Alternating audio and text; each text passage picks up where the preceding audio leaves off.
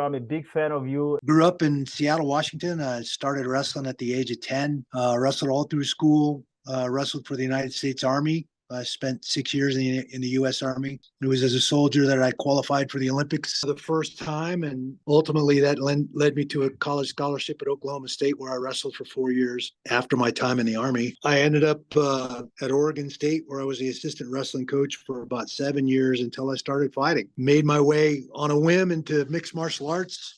Back then, we called it No Holds Barred, NHB, May of 1997. And I ended up fighting professionally for 14 years. I retired from fighting in 2011. Machida up in Toronto, Canada for that last fight. It was about 55,000 people there. It was a pretty crazy night. Obviously, at that time, I was still fighting in the early 2000s. I fought till 2011. So nothing got in the way of fights. I did do some movies in that stretch of time, but